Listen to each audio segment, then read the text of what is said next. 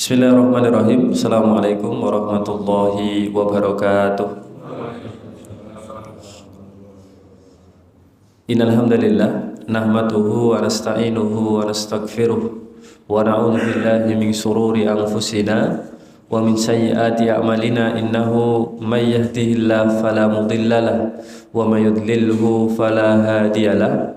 Asyhadu an la ilaha illallah wa asyhadu anna Muhammadan abduhu wa nabiyuhu wa rasuluh alladzi la nabiyya wa la rasula ba'da. Qala Allah tabaraka wa ta'ala fil Qur'anil Karim, ya ayyuhan nasu taqu rabbakumul ladzi khalaqakum min nafsin wahidah wa khalaqa minha zawjaha wa batha minhuma rijalan katsiran wa nisaa'a wattaqullaha alladzi tasaaluna bihi wal arham innallaha kana 'alaikum raqiba. Wa qala fi ayatil ukhra, ya ayyuhalladzina amanu taqullaha haqqa tuqatih wa la tamutunna illa wa antum muslimun. Wa qala nabiyuna Muhammad sallallahu alaihi wasallam fi hadithihi, kullu ummati yadkhulunal jannah illa man aba. Qila wa man ya'ba ya Rasulullah? Qala man ata'ani dakhalal jannah wa man asani faqad aba. Wa qala fi haditsil ukhra, ittaqillaha haitsuma kunta wa atbi'i sayyi'atal hasanata tamhuha wa khaliqin nasa bihuluqin hasanin. Amma ba'd, alhamdulillah Bapak Ibu yang insyaallah dirahmati oleh Allah Subhanahu wa taala.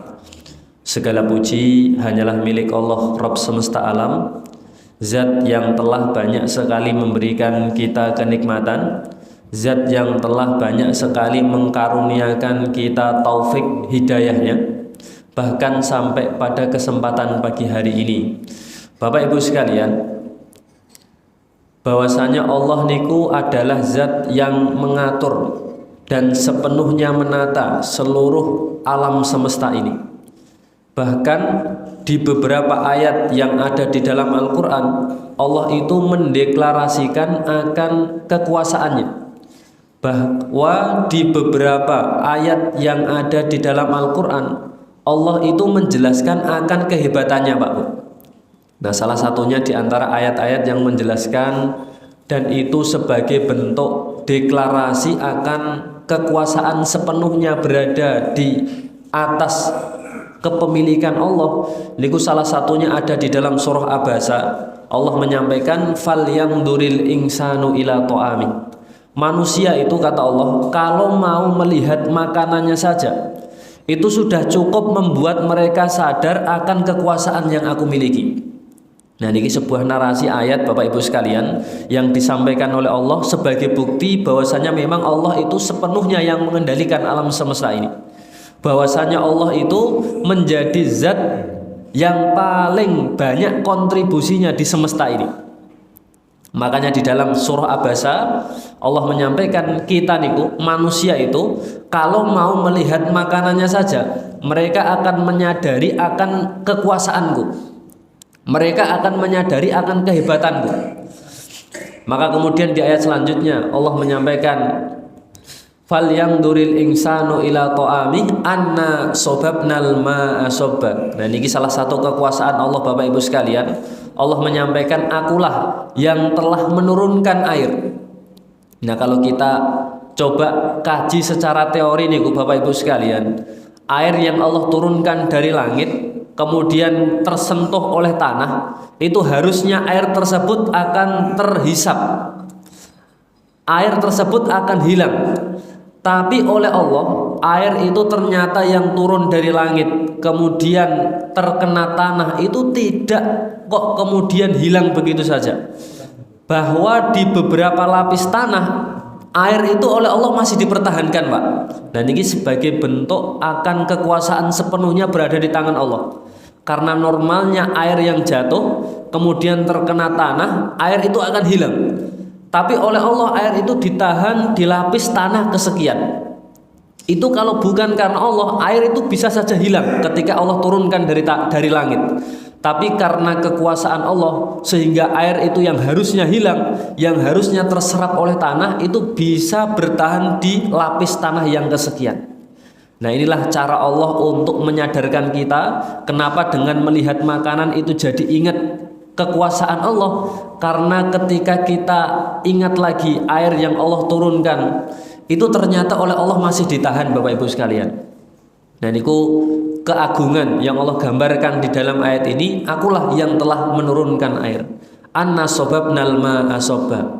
Kemudian di ayat berikutnya tsumma syaqaqnal ardo syaqqa. Nah, ini Allah menyampaikan kekuasaan yang berikutnya, bahwasanya dialah yang telah membelah bumi itu dengan belahan yang terbaik, Pak Bu.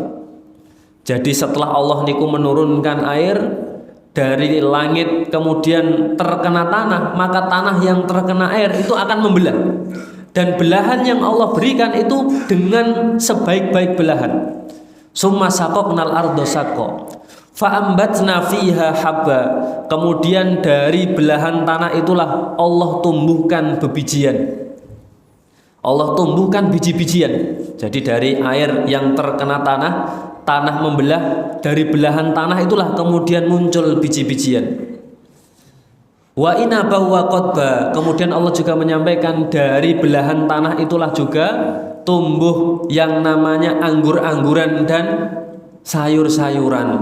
Nah, ini sebuah karunia yang Allah miliki, sebuah kekuasaan yang Allah kuasai, bahwasanya memang Allah itu menurunkan air, membelah bumi, dari belahan itu ditumbuhkan biji-bijian, ditumbuhkan buah sayur-sayuran, ditumbuhkan banyak hal dari belahan itu. Nah, salah satunya di dalam ayat ini Allah sampaikan wa inaba wa qadba, yaitu anggur-angguran kemudian sayur-sayuran itu Allah tumbuhkan dari belahan tanah itu, Bapak Ibu sekalian. Wa zaituna wa nahla. Kemudian dari belahan itu pula lah Allah tumbuhkan yang namanya buah zaitun, Allah tumbuhkan yang namanya buah kurma. Wa zaituna wa nahla wa hadaiqa ghulba. Yang kemudian Allah buat suatu perkebunan yang rindang. Wa hadaiqa ghulba wa fakihata wa abba. Dan dari belahan tanah itu pula lah Allah menumbuhkan buah-buahan serta rerumputan. Nah, ini sebuah keutamaan yang menjadi salah satu bukti akan kekuasaannya Allah, Bapak Ibu sekalian. Nah, salah satunya ada di dalam surah Abasa ini, bagaimana Allah ingin menjelaskan kepada kita kalau kita mau melihat makanan yang sampai di hadapan kita saja, niku sebenarnya sudah cukup membuat kita sadar tahu akan kehebatan Allah.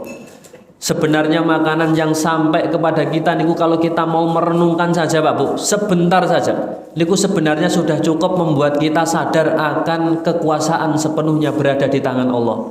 Kemudian di akhir ayat ini, di akhir penjelasan ini Allah menyampaikan semua nikmat yang tadi dari awal Allah sampaikan, mata allakum wali an'amikum. Itu tujuannya adalah untuk menyenangkan kalian, kata Allah, untuk membahagiakan manusia.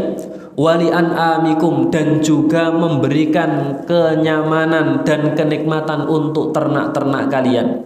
Jadi ternyata Bapak Ibu sekalian, tadi tumbuhan yang Allah tumbuhkan di atas muka bumi ini, baik itu korma, buah zaitun, kemudian pohon anggur, dan semua jenis tumbuhan-tumbuhan yang bisa dikonsumsi, ini ternyata diperuntukkan untuk kita. Ini semuanya memang oleh Allah disiapkan untuk manusia. Sehingga inilah yang kemudian menjadikan kita sebagai umat manusia harusnya bisa menjadi pribadi yang paling bisa mengakui akan kekuasaannya Allah. Pribadi yang paling harus bisa mengakui akan keesaan Allah. Makanya Bapak Ibu sekalian, pada kesempatan pagi hari ini mulailah kita mengingat kembali akan kekuasaan, akan keesaan, akan sepenuhnya kuasa itu hanya ada di tangan Allah Subhanahu wa taala. Bahkan hidangan makanan yang sampai kepada kita sampai hari ini sudah menjadi salah satu indikasi bahwasannya Allah itulah zat yang maha segalanya. Kemudian Bapak Ibu sekalian, sholawat beriring salam marilah senantiasa kita curah limpahkan kepada junjungan kita Nabiullah Muhammad sallallahu alaihi wasallam, yang tentunya tidak ada bosan-bosannya kita berdoa kepada Allah supaya besok di yaumil kiamah kita menjadi pribadi yang bisa mendapatkan syafaat kita menjadi pribadi yang bisa mendapatkan pertolongan dari Allah, dari Nabi Muhammad Sallallahu Alaihi Wasallam melalui perantara solawat yang senantiasa kita lantunkan, solawat yang senantiasa kita rutinkan. Itu semoga bisa menjadi wasilah, menjadi sebuah sebab kita nanti di akhirat akan mendapatkan pertolongan dan bantuan dari beliau. Kemudian Bapak Ibu sekalian, pada kesempatan majelis pagi yang mulia ini, kami akan coba menyampaikan salah satu hadis yang hadis ini diriwayatkan oleh Imam Muslim, Pak Bu. Di dalam hadis ini sebenarnya Nabi menyampaikan sebuah motivasi. Di dalam hadis ini sebenarnya Nabi menyampaikan sebuah penyemangat bagi siapa saja pribadi yang memiliki kesungguhan, memiliki keseriusan, memiliki kegigihan untuk senantiasa hadir di majelis ilmu. Jadi keutamaan orang yang mau belajar, keutamaan orang yang mau bermajelis, niku ternyata Bapak Ibu sekalian, keutamaannya, kebaikannya niku sudah oleh Nabi disampaikan 14 abad yang lalu. Di dalam hadis ini sebuah hadis yang memotivasi sinten mawon tiang ingkang sungguh-sungguh serius senantiasa giat hadir di majelis ilmu. Dalam hadis ini Nabi Shallallahu Alaihi Wasallam bersabda, man salaka tariqon yaltamisu fihi ilman. Atau dalam riwayat yang lain Bapak Ibu sekalian, Nabi ngendikan man salaka tariqon yabtagi fihi ilman. Siapa saja pribadi yang menempuh jalan untuk menuntut ilmu. Jadi hadis ini memang oleh Nabi diperuntukkan untuk mereka yang hadir, yang senang dengan majelis ilmu. Jadi Nabi menyampaikan siapa saja pribadi yang menuntut jalan untuk belajar, siapa saja pribadi yang menempuh jalan untuk menuntut ilmu. Jadi menempuh jalan menuntut ilmu niku Bapak Ibu sekalian, para ulama hadis niku mengartikannya ada dua. Jadi yang dimaksud menempuh jalan ilmu niku makna yang pertama menempuh dalam arti jarak, kemudian yang kedua niku menempuh dalam arti cara. Jadi jarak dan cara nikulah yang dimaksud menempuh jalan ilmu. Maka keutamaannya oleh Nabi di dalam hadis ini disampaikan sahalallahu bihi tariqon ilal jannah, akan dimudahkan jalannya menuju surga. Niki keutamaan yang pertama Bapak Ibu sekalian yang diterangkan oleh Nabi.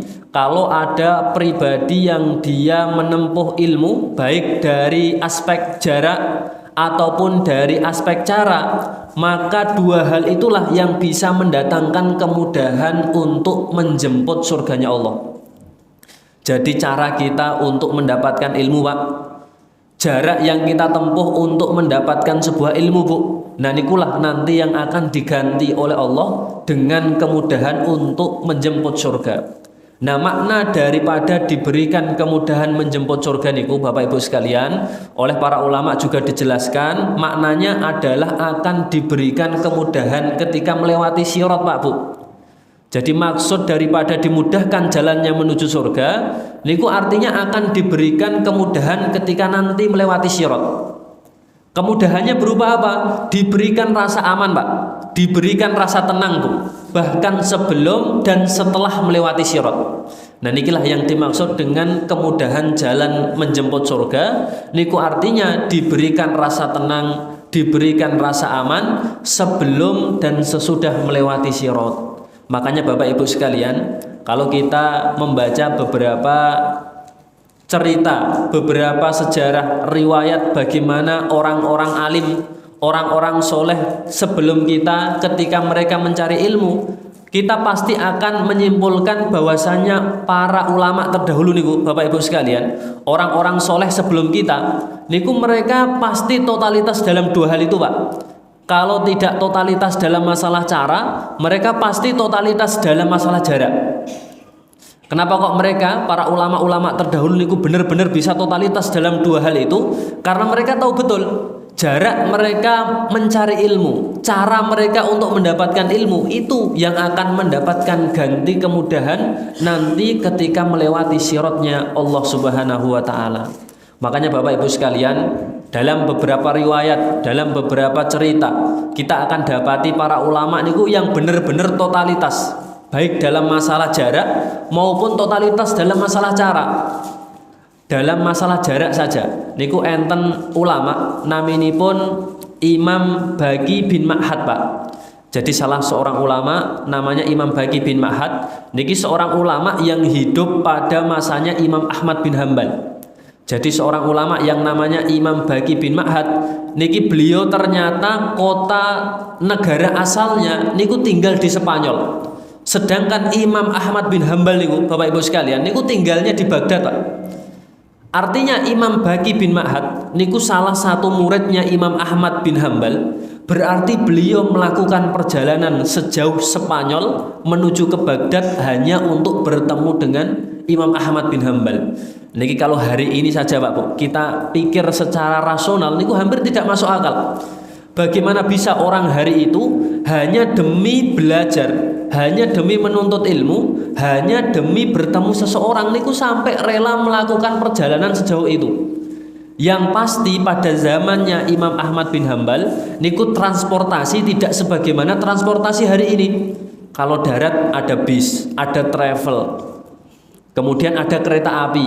Kalau udara ada pesawat dan sejenisnya. Hari itu Pak, keadaan transportasi niku tidak sebagaimana hari ini. Kalau sekarang mau pergi jauh bisa dengan pesawat dan itu cukup cepat. Dan itu tidak memakan waktu yang lama. Tapi hari itu kalau pengen melakukan perjalanan jauh, otomatis kendaraan terbaik yang bisa ditunggangi niku kalau tidak kuda nggih onta. Namun dua kendaraan itu.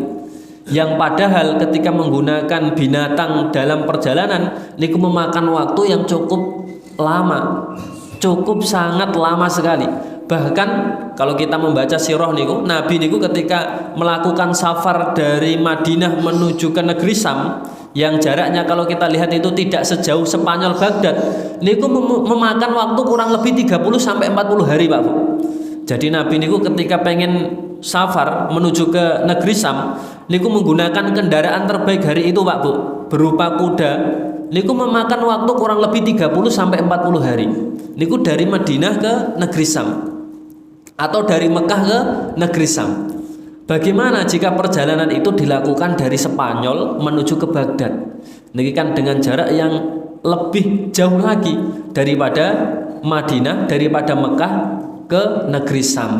Pasti jarak yang ditempuh oleh Imam Baqi bin Ma'had hari itu lebih dari 1 bulan, Pak. Ini lebih dari 40 hari, Bu.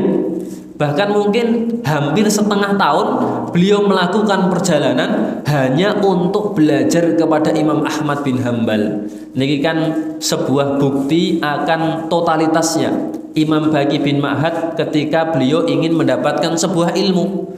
Bahkan jarak sejauh itu tidak menjadi halangan, tidak menurunkan semangat yang beliau miliki. Nah, tidak sampai di situ saja Bapak Ibu sekalian. Bahkan Imam Ahmad bin Hambal sendiri, Pak Bu, seorang ulama besar, ulama yang hari ini madhabnya masih dipakai di sebagian negara. Niku ternyata beliau sering sama sebagaimana Imam Baqi.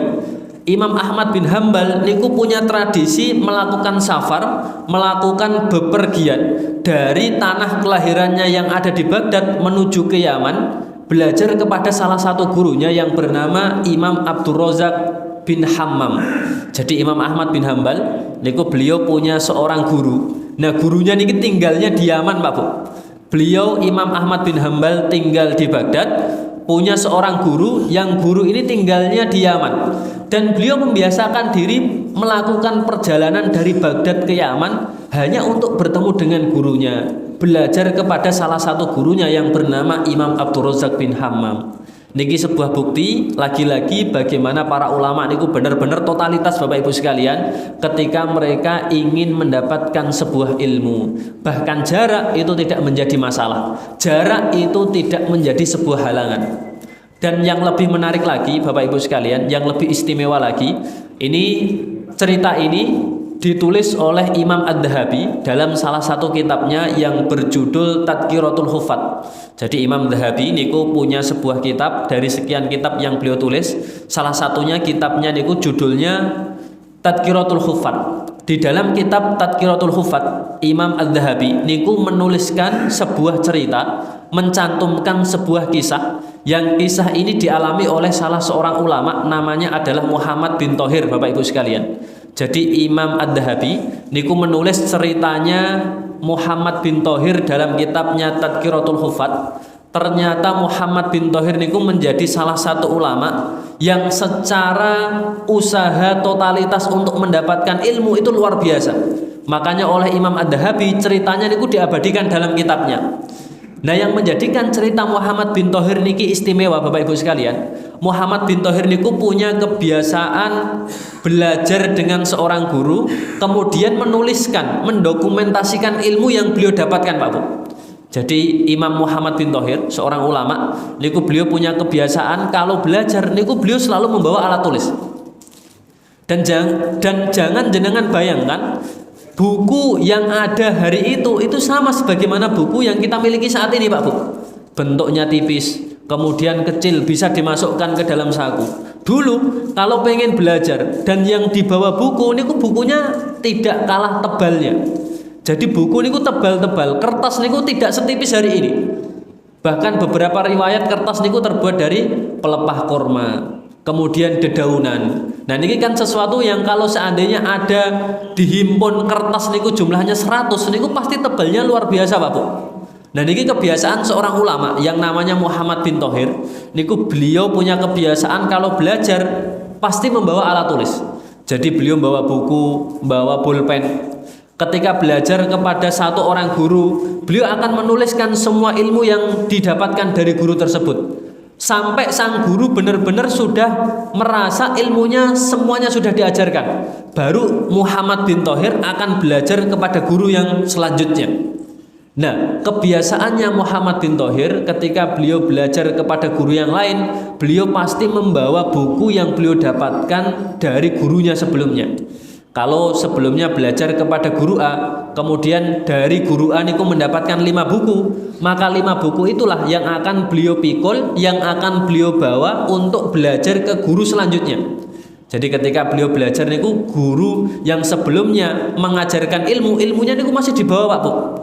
Jadi Muhammad bin Thohir niku kebiasaannya membawa buku serta membawa dokumen-dokumen buku yang ia dapatkan dari guru-guru sebelum-sebelumnya. Bahkan Bapak Ibu sekalian, yang cukup menarik dari ceritanya Muhammad bin Thohir niki, Pak Bu. Muhammad bin Thohir niki, Pak, selama belajar beliau niku sampai kencing darah sebanyak 2 kali, Pak Bu. Jadi Muhammad bin Thohir niku saking totalitasnya belajar niku kencing darah sebanyak 2 kali. Disampaikan oleh Imam Dzahabi, kencing darah 2 kali di 2 kota yang berbeda. Yang pertama di Baghdad, yang kedua di Mekah. Niku sampai kencing darah di 2 titik itu, Pak Bu. Niki kan menjadi tanda kenapa kok Imam Muhammad bin Thohir niku sampai kencing darah hanya demi mendapatkan ilmu. Itu pasti kemungkinannya 2. Kalau tidak jaraknya yang terlalu jauh, kemungkinan yang kedua berat beban yang beliau pikul itu terlalu berat.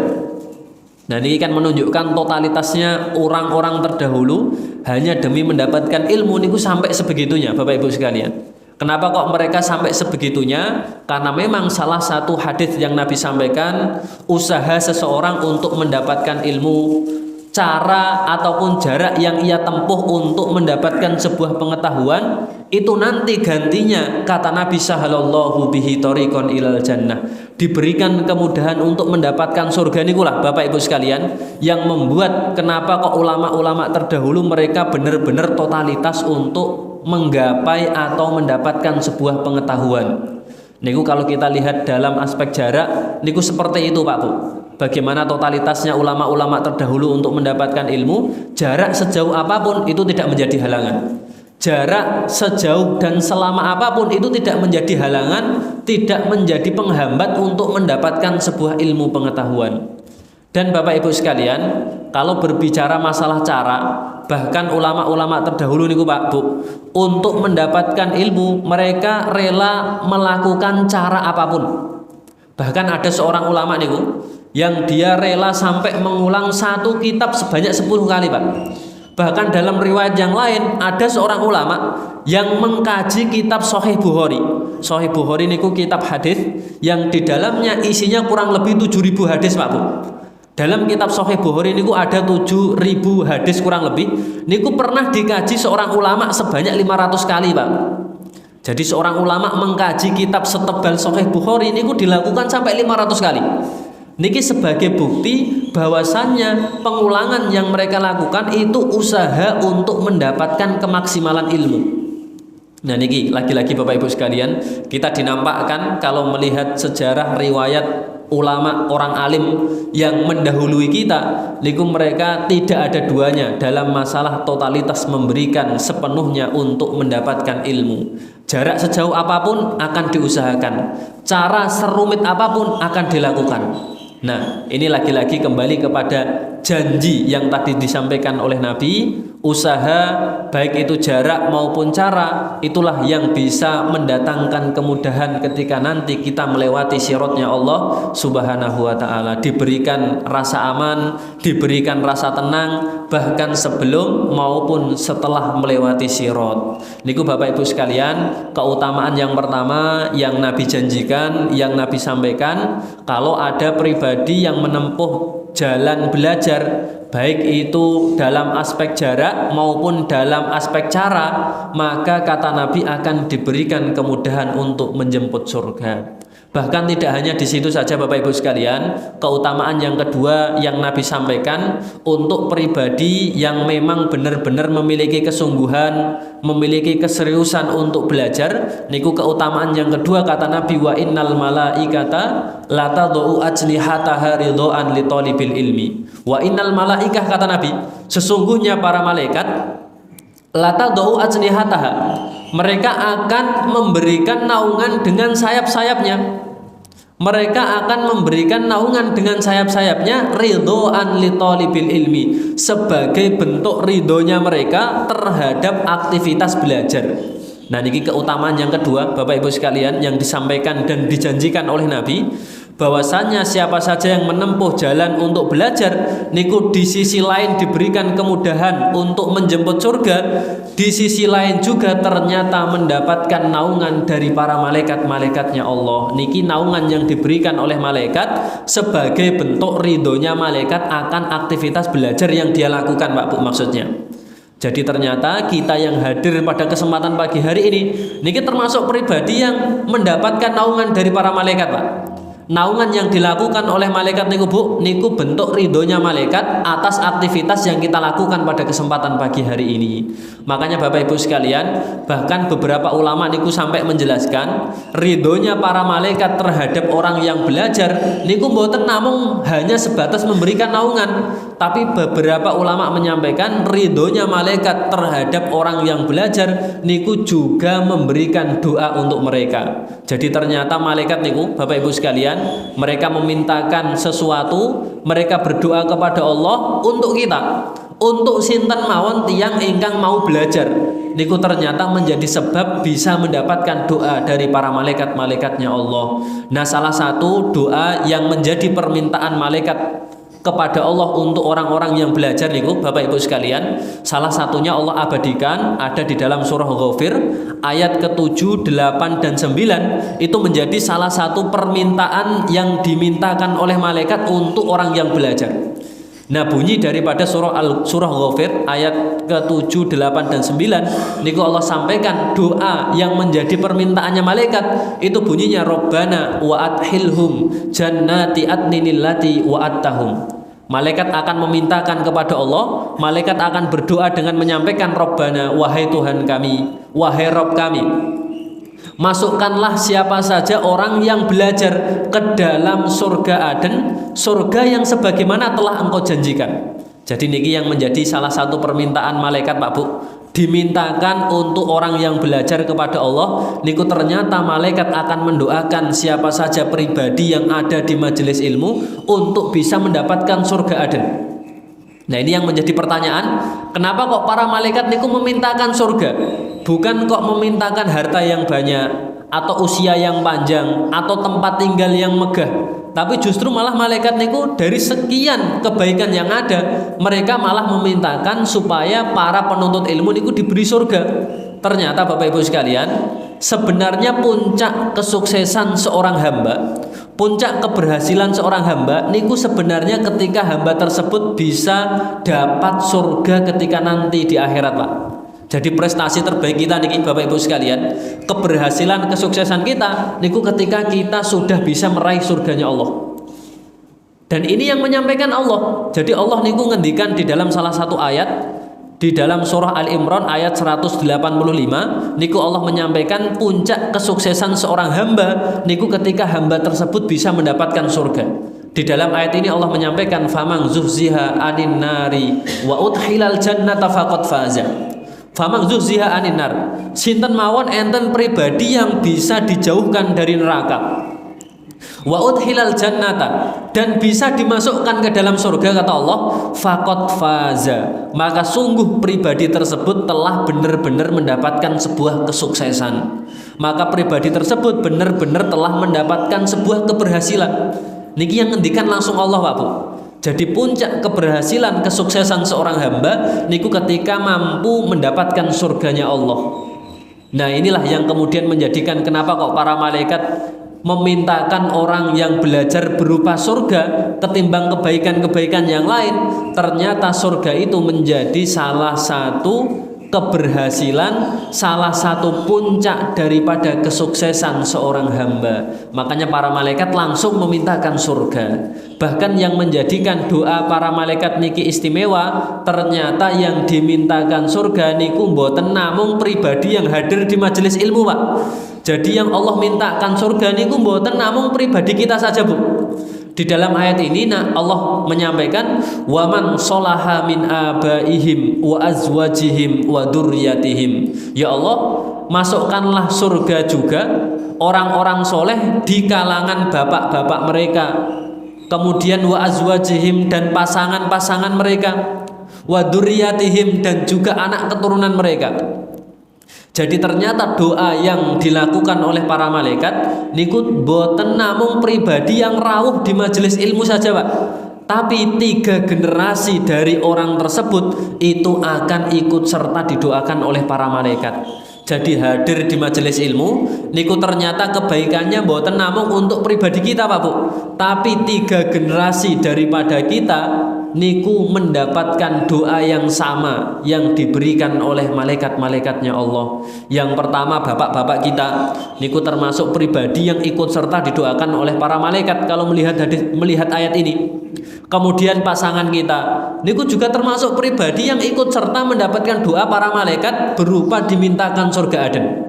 Bahkan keturunan kita, Pak Bu, anak cucu kita niki kalau kita melihat ayat ini juga termasuk pribadi yang nanti akan mendapatkan kebaikan berupa surga Aden yang dimintakan oleh para malaikat-malaikatnya Allah. Nikilah yang kemudian menjadikan hadir di majelis ilmu ini menjadi sesuatu yang sangat istimewa. Bagaimana tidak istimewa, Pak? Ketika kita mampu didoakan para malaikat, yang para malaikat itu kata Allah, malaikat niku disifati la ya'sunallah ma amarahum wa yaf'aluna ma yu'marun. Tidak pernah bermaksiat kepada Allah, senantiasa mengerjakan apa yang menjadi perintah Allah. Niku sifatnya malaikat, Pak Bu.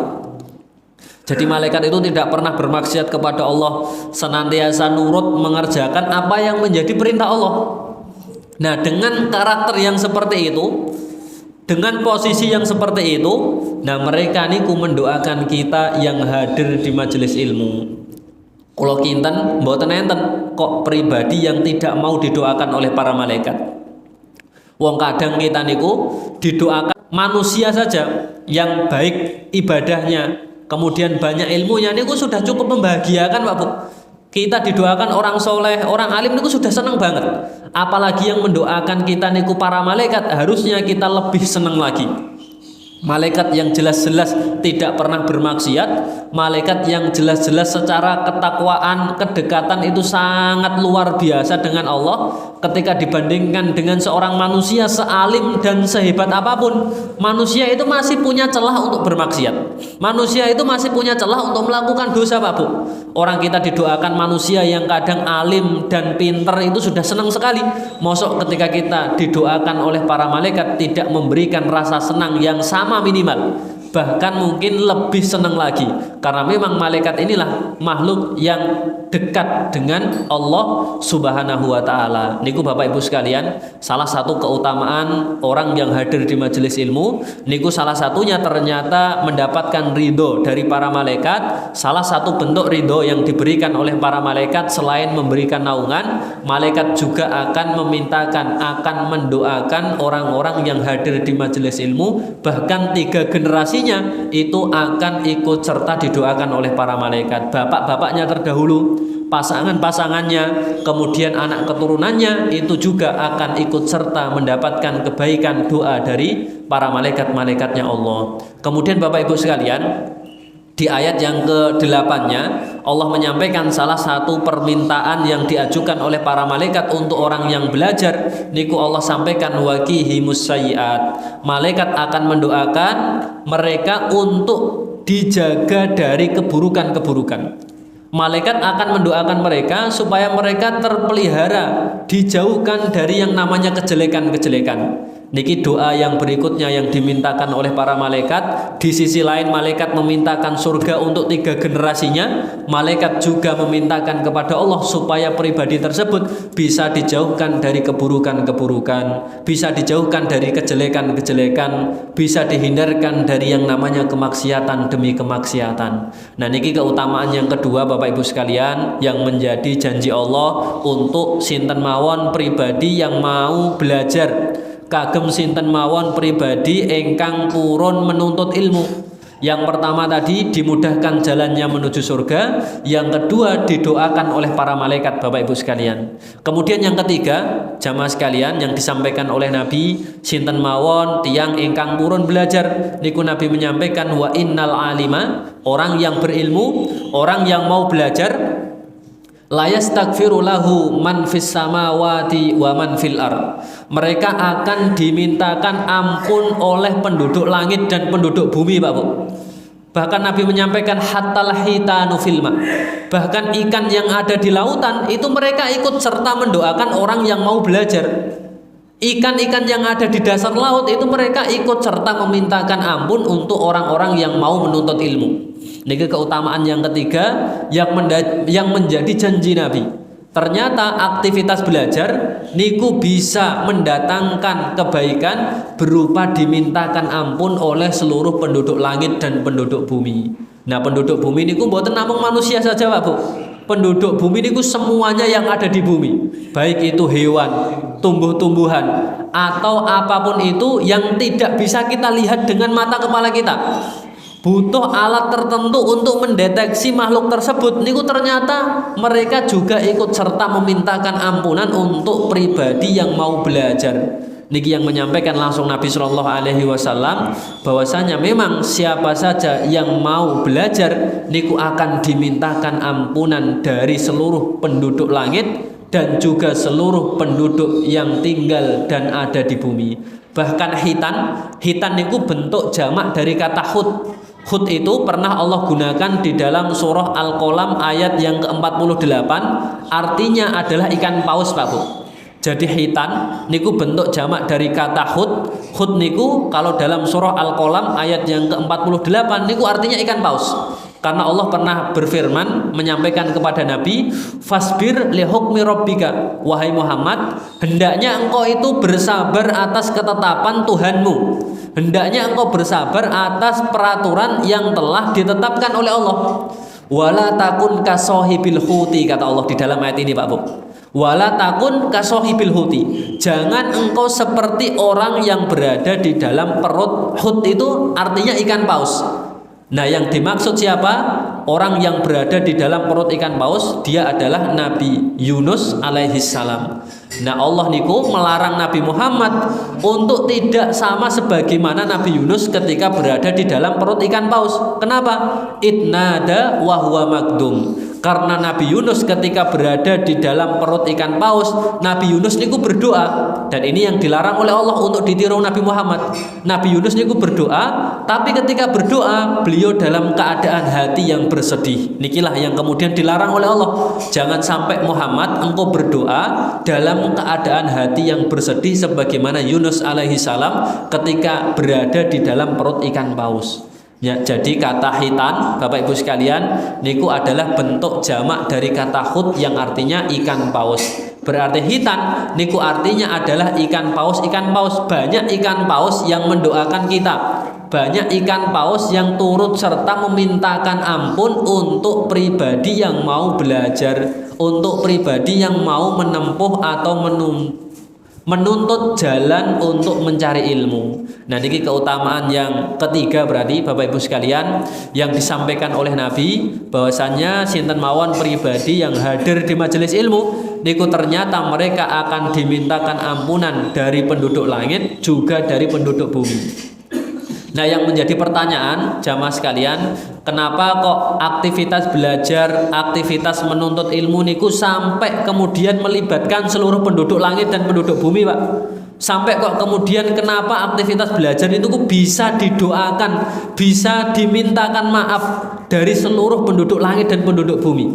Maka ini juga Allah jawab di dalam Al-Quran, kenapa kok orang yang belajar niku sebegitu dahsyatnya keutamaannya, sebegitu istimewanya fadilah yang mereka dapatkan. Karena Allah ngendikan ternyata Pak Bu, tidak ada aktivitas terbaik melebihi aktivitas belajar Pak Bu. Sebenarnya tidak ada perkataan obrolan yang paling baik melebihi obrolan mengajak kepada kebaikan, mengajak kepada Allah Bapak Ibu sekalian. Niku yang ngendikan langsung Allah sampaikan ada di dalam salah satu ayatnya. Allah berfirman, "Waman ahsanu qaulam mimman da'a ilallah." Dan siapakah kata Allah yang dia paling baik perkataannya melebihi menyeru kepada Allah? Siapa yang dia perkataannya lebih baik melebihi mengajak kebaikan? Tidak ada, Bapak. Niku yang ngendikan Allah. Jadi Allah sendiri yang menyampaikan tidak ada perkataan yang lebih baik melebihi daripada perkataan mengajak kepada Allah. Tidak ada obrolan yang lebih baik melebihi obrolan daripada mengajak kebaikan. Nah, niki sebagai bukti kenapa kok aktivitas belajar niku banyak sekali mendatangkan kebaikan Bapak Ibu sekalian, bahkan dimintakan ampun oleh penduduk langit dan penduduk bumi. Niku alasannya karena memang tidak ada perkataan terbaik melebihi daripada mengajak kepada kebaikan. Tidak ada aktivitas terbaik yang dilakukan oleh seseorang, tidak ada obrolan yang paling baik melebihi obrolan daripada mengajak untuk dekat, untuk bisa melakukan kebaikan, untuk bisa mengerjakan sebuah kebenaran. Inilah yang menjadi dasar kenapa ke orang yang belajar, orang yang mengajak kepada kebaikan, orang yang mengajak kepada ilmu itu mendapatkan banyak sekali kemanfaatan, karena memang tidak ada aktivitas yang jauh lebih baik daripada aktivitas itu. Niki Bapak Ibu sekalian, alasan yang Allah sampaikan di dalam Al-Quran, kenapa kok majelis kita niki Pak Bu, niki menjadi salah satu yang paling banyak mendatangkan keutamaan, karena memang ini menjadi salah satu yang terbaik dari sekian amal kebaikan yang ada di dunia ini. Niku yang ketiga Pak Bu tadi. Napa yang keempat menan Pak? Yang keempat nggih. Yang keempat, keutamaan yang Nabi Shallallahu Alaihi Wasallam sampaikan.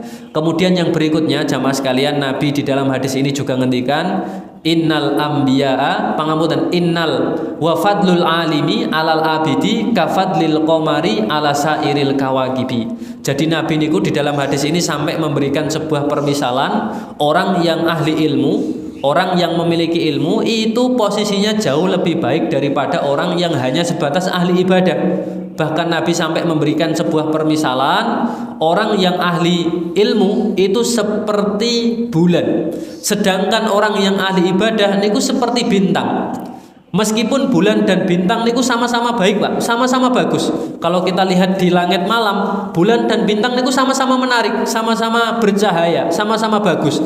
Tapi ketika bintang niku disandingkan dengan bulan, sudah pasti bulan itu jauh lebih unggul daripada bintang. baik secara bentuk maupun secara cahaya yang dipancarkan, bulan itu jauh lebih terang daripada bintang-bintang yang ada di langit. Niki sebuah permisalan yang disampaikan oleh Nabi, bahwasanya orang yang berilmu niku kedudukannya sangat jauh lebih baik daripada mereka yang hanya sebatas ahli ibadah. Permisalan yang Nabi sampaikan itu sampai seperti orang yang berilmu itu bulan, sedangkan orang yang ahli ibadah itu seperti bintang. Sama-sama bagus, tapi ketika keduanya disandingkan, tentunya orang yang ahli ilmu itu jauh lebih utama daripada orang yang hanya sebatas ahli ibadah. Makanya di dalam hadis yang lain, Nabi niku juga menyampaikan, fadlul alimi alal abidi kafadli ala adnakum, kata Nabi. Keutamaan orang yang alim dibandingkan orang yang ahli ibadah itu seperti keutamaanku atas orang yang paling rendah di antara kalian. Maksudnya orang yang paling rendah niku nggih orang yang ketakwaannya paling buruk di kalangan para sahabat, Pak. Jadi Nabi niku pernah menyampaikan bahwasanya orang yang ahli ilmu dengan orang yang ahli ibadah itu seperti aku dengan orang yang ketakwaannya yang paling buruk di antara kalian. Niki kan sangat jauh sekali perbandingannya, Pak Bu. Orang yang berilmu niku seperti Nabi, sedangkan orang yang ahli ibadah itu seperti orang yang tingkat kesolehannya paling rendah di kalangan para sahabat. Ini kan jaraknya sangat jauh sekali. Nah, niku permisalan di dalam beberapa hadis yang Nabi sampaikan bahwasanya memang orang yang berilmu itu jauh lebih baik di atas orang yang hanya ahli ibadah. Tapi lebih baik lagi ketika ilmu itu bisa disandingkan dengan ibadah. Ahli ilmu juga ahli ibadah itu tentunya jauh lebih baik. Tapi ketika dua hal itu disandingkan, ahli ilmu itu tetap jauh lebih unggul, jauh lebih utama ketimbang orang yang ahli ibadah. Niki sampai jaminan Pak Bu. Niki sebenarnya sampun curug niki. Dereng. Oh, kurang 10. Tasik kurang 10 Pak Bu ya. Nah, ini kita kurang 10. Nah, ini saged diselesaikan hadis ini berarti. Nah, itu permisalan Bapak Ibu sekalian yang disampaikan oleh Nabi, bagaimana istimewanya, bagaimana luar biasanya orang yang hadir di majelis ilmu. Orang alim niku sangat luar biasa sekali kedudukannya, Pak. Bahkan dibandingkan orang yang ahli ibadah sekalipun, orang alim, orang yang berilmu itu masih di atasnya sangat jauh sekali. Kemudian Bapak Ibu sekalian, di kalimat berikutnya Nabi SAW menyampaikan, innal ulama'a waratsatul anbiya'i. Sesungguhnya para ulama, nah ini yang perlu dipahami Bapak Ibu sekalian, ulama niku artinya adalah orang yang berilmu, Pak. Jadi ulama niku artinya adalah orang yang berilmu, Bu. Ulama itu tidak harus lahir di Timur Tengah, tidak harus lahir di Mekah ataupun Madinah. Siapa saja itu bisa mendapatkan gelar ulama kalau dia menjadi pribadi yang berilmu, dia menjadi pribadi yang memiliki wawasan, maka bisa disebut dengan ulama, orang alim. Karena memang ulama itu dalam arti Indonesia ini artinya orang yang berilmu. Jadi innal ulama, kata Nabi, orang yang berilmu warasatul anbiya, mereka itulah penerus para nabi. Jadi sebenarnya yang melanjutkan perjuangan Nabi, yang melanjutkan estafet dari apa yang dilakukan Nabi ini justru malah para ulama, Pak. Orang yang berilmu ini sebenarnya penerusnya para Nabi. Mboten kok kemudian para pemimpin itu mboten. Jadi yang melanjutkan estafet perjuangan Nabi, yang menjadi pewaris Nabi ini mboten namung para raja-raja, mboten namung orang-orang dari kalangan kaum kafir Quraisy saja. Tapi sinten mawon pribadi kok dia berilmu, sebenarnya pribadi tersebutlah yang menjadi pewarisnya para nabi. Karena seorang ulama, orang itu bisa mendapatkan predikat ulama niku kata Al-Qur'an cukup dengan bisa menghadirkan rasa takut kepada Allah. Karena di dalam ayatnya Allah menyampaikan innama yakhshallahu min ibadihil ulama. Mereka yang bisa menghadirkan rasa takut, jadi pengetahuan yang mereka miliki itu bisa menjadikan mereka semakin takut kepada Allah. Nah, mereka itulah para ulama. Jadi inilah yang menjadi aslul ilmi. Jadi sumbernya ilmu niku sebenarnya Bapak Ibu sekalian rasa takut, Pak. Jadi yang menjadi sumbernya ilmu niku rasa takut. Harusnya ilmu yang kita pelajari itu bisa membuat kita semakin takut kepada Allah. Kalau ilmu itu bisa membuat kita semakin takut kepada Allah, berarti itulah ilmu yang sesungguhnya. Karena memang ilmu niku sifat aslinya, sifat asalnya itu membuat kita semakin takut kepada Allah. Niki yang disampaikan oleh Nabi di dalam hadis ini, innal ulama'a warathatul anbiya'i. Sesungguhnya para ulama, mereka itulah yang menjadi penerus, menjadi pewaris para nabi. Kemudian di dalam hadis ini juga Bapak Ibu sekalian, Nabi Shallallahu Alaihi Wasallam menghentikan, beliau bersabda, beliau melanjutkan dengan menjelaskan innal anbiya'a lam yuwarithu dinaron wala dirhaman innama warathul ilma. Sesungguhnya para nabi, kata Rasulullah Shallallahu Alaihi Wasallam, lam yuwarithu dinaron wala dirhaman. Tidak ada dari mereka yang mewariskan dinar maupun dirham, Pak Bu. Jadi dari semua nabi, bahkan kalau kita baca kisahnya, itu tidak ada satupun yang mewariskan harta, tidak ada satupun yang mewariskan dinar maupun dirham.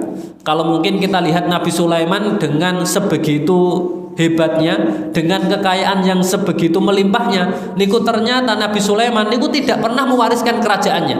Bahkan di beberapa riwayat niku Bapak Ibu sekalian, kerajaan yang ditinggalkan oleh Nabi Sulaiman itu oleh Allah langsung ditenggelamkan, Pak. Jadi Nabi Sulaiman sendiri yang kehidupannya niku kalau kita lihat penuh dengan kemuliaan, banyak sekali harta yang beliau miliki, niku ternyata tidak diwariskan ke generasi setelahnya. Niku tidak menjadi peninggalan daripada beliau setelah meninggalnya. Ternyata Nabi Shallallahu Alaihi Wasallam menyampaikan para nabi semuanya itu tidak ada yang mewariskan dinar maupun dirham. Innama warathul ilma, kata Nabi. Semua nabi, mayoritas nabi niku mereka mewariskan ilmu. Karena Bapak Ibu sekalian, pangapunten Pak, harta niku kalau para nabi niku hanya sebatas mewariskan dinar maupun dirham, mungkin hari ini kita nggak akan kebagian, Pak Bu. Kita nggak akan dapat jatah. Karena kita niki generasi yang sangat jauh, generasi yang cukup sangat panjang sekali dari generasinya nabi. Kalau nabi hari itu yang diwariskan hanya sebatas harta, maka hari ini mungkin kita nggak akan kebagian. Hari ini mungkin kita nggak akan dapat jatah. Nah, hari ini kita dapat jatah karena nabi dulu yang diwariskan adalah ilmu. Karena ilmu niku semakin dibagi, dia akan semakin banyak. Ilmu yang 10 itu dibagikan, kembalinya bisa jumlahnya 11, Pak. Tapi ketika yang dibagikan niku harta 10 dibagi ke orang 10 niku habis, Pak Bu. Tapi ketika yang dibagikan niku ilmu niku semakin disebarkan, dia akan semakin bertambah banyak.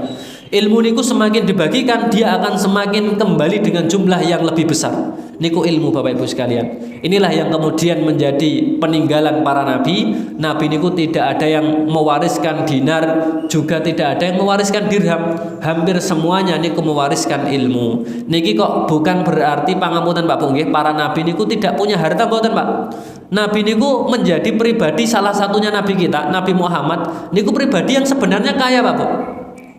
Bahkan Nabi Muhammad niku punya jatah di Ghanimah. Ghanimah niku harta rampasan perang. Nabi niku di dalam Ghanimah saja niku bagiannya sudah 1/5, Pak. Sedangkan Ghanimah niku jumlahnya sangat besar. Di perang Badar mawon, kaum muslimin ketika hijrah ke Madinah niku menghadapi perang perdana, namanya adalah perang Badar. Di dalam perang Badar mawon, Pak Bu, harta yang bisa didapatkan kaum muslimin setelah perang Badar niku jumlahnya kurang lebih 50.000 koin dinar, Pak Bu. Satu koin dinarnya niku beratnya 4,25 gram emas. Jadi satu koinnya niku beratnya kurang lebih 4,25 gram. Nah, niki kaum muslimin mendapatkan 50.000 koin dinar. Kalau satu koinnya niku beratnya 4,25 gram.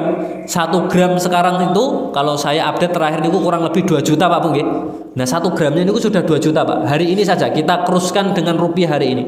1 gramnya niku 2 juta. 1 koin itu beratnya 4 juta saja. Niku berarti 1 koin nilainya sudah 8 juta. Kaum muslimin di perang Badar niku mendapatkan 50.000 dinar, yang 1 dinarnya nilainya 8 juta. Kalau dikalikan 50.000 dikali 8 juta niku ketemunya kan kurang lebih 400 miliar, Pak Bu. Jadi harta yang didapatkan kaum muslimin setelah peristiwa Badar niku sebanyak kurang lebih 400 miliar, Pak Bu. 400 miliar niku Nabi punya jatah 1/5-nya. Jadi 1/5 dari 400 miliar niku punya Nabi, niku bagiannya Nabi. 400 miliar niku kan 1/5-nya kurang lebih 80 miliar, Pak Bu. 80 miliar itu menjadi jatah bagian milik Nabi Muhammad Shallallahu Alaihi Wasallam. Ini kan bukti kalau Nabi itu kaya, Pak. Bahkan di dalam satu aktivitas perang saja niku sudah mendapatkan harta sebanyak itu. Tapi kan Bapak Ibu sekalian, 80 miliar niku kalau seandainya diwariskan Nabi hari itu, niku juga belum tentu bisa sampai kepada kita, Pak. Niku belum tentu kita dapat bagiannya, Bu. Meskipun waktu itu Nabi mendapatkan uang sebanyak apapun, karena memang jarak antara kehidupan kita dengan kehidupan Nabi niki sudah sangat jauh sekali jaraknya, sudah sangat jauh sekali zamannya, sudah sangat jauh sekali masanya. Makanya Bapak Ibu sekalian, inilah yang kemudian menjadikan kenapa kok Nabi, khususnya Nabi kita Muhammad niku yang diwariskan adalah ilmu bukan harta, karena memang ilmu itulah yang bisa dibagi secara menyeluruh, yang bisa dibagi-bagi secara rata. Kalau harta yang ditinggalkan itu tidak akan pernah terbagi secara menyeluruh dan tidak akan pernah terbagi secara rata. Makanya di akhir hadis ini Bapak Ibu sekalian, ini sebagai penutup, Nabi menyampaikan faman ahoda bihatin wafirin, sinten mawon yang mengambil bagian, siapa saja yang mencari harta peninggalan Nabi, Pak, maksudnya adalah ilmu, maka sungguh dia telah mendapatkan bagian yang cukup. Makanya Bapak Ibu sekalian, sebenarnya aktivitas belajar yang kita lakukan pada kesempatan pagi hari ini, Pak, khususnya Bu, niki sebenarnya kita sedang memburu harta peninggalan Nabi, Pak Bu. Kita niku sedang memburu warisannya Nabi. Apa itu? Berupa ilmu. Bahkan Nabi ngendikan sinten mawon yang bisa mendapatkan ilmu, mengambil bagian dari ilmu, artinya dia belajar, artinya dia berusaha untuk memahami ilmu yang Nabi tinggalkan, berarti dia menjadi pribadi yang sudah mengambil jatah yang cukup. Artinya dengan ilmu yang dia miliki itu sudah bisa membuat dia mendapatkan kebaikan demi kebaikan. Nah niku Bapak Ibu sekalian, sebuah hadis yang saya sampaikan pada majelis pagi hari ini niki semoga bisa memberikan kemanfaatan Pak Bu, khususnya kagem pribadi saya sendiri dan umumnya kepada Bapak Ibu yang hadir rawuh pada kesempatan subuh yang mulia ini. Wallahu taala alam, mungkin hanya itu yang dapat kami sampaikan pada pertemuan pagi yang mulia ini. Wassalamualaikum warahmatullahi wabarakatuh.